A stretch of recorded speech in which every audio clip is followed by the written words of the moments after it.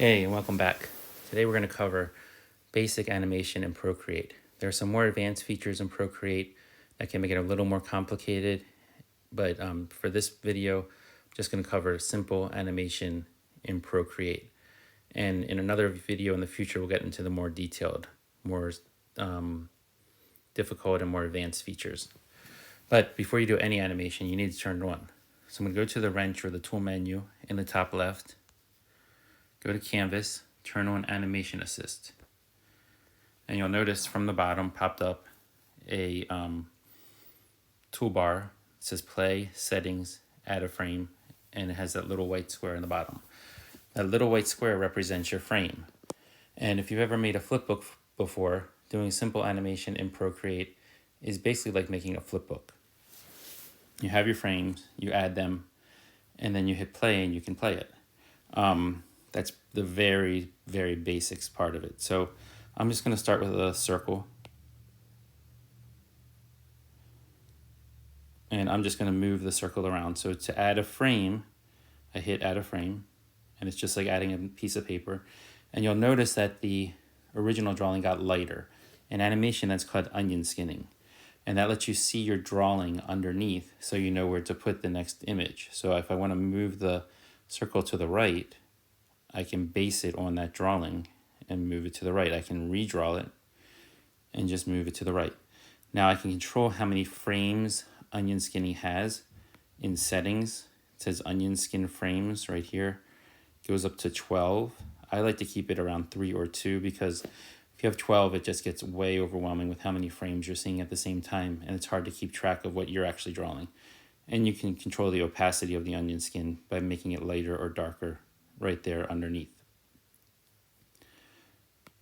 So I'm going to add another frame, and I'm going to draw the next frame.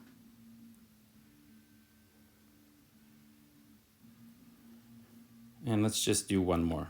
So add a frame, and I'll draw another one.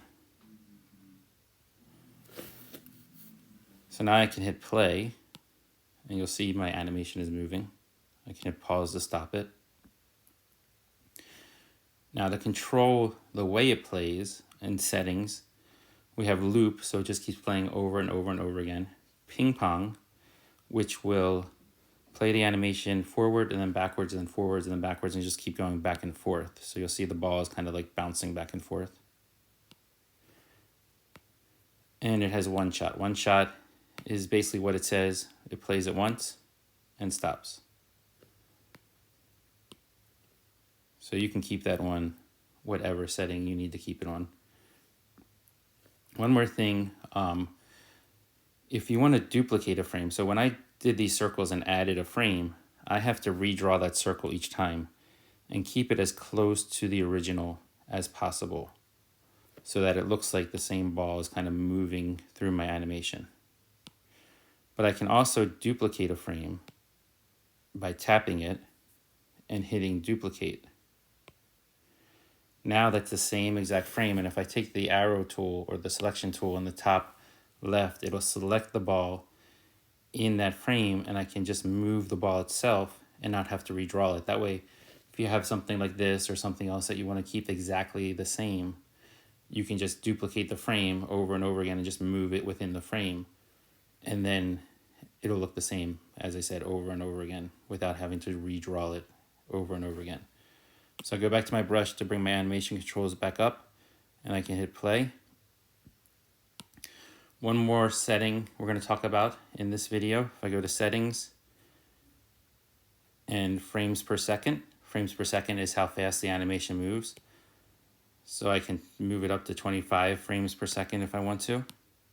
It'll go faster. I can go down and make it slower. And as you can see, you can control the frames per second while the animation is playing so that you can see what it looks like and get it to where you want it to be. Typical animation will be 12 to 24 frames per second. High quality animation is 24 frames per second. You can do something called shooting by twos, which makes it 12 frames per second. But you can make it whatever you need it to be.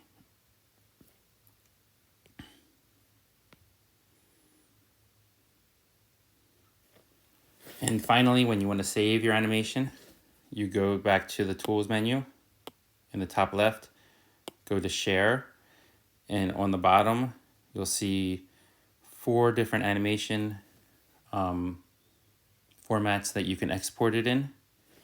And MP4 is the one I tend to export it in, makes it into a movie format.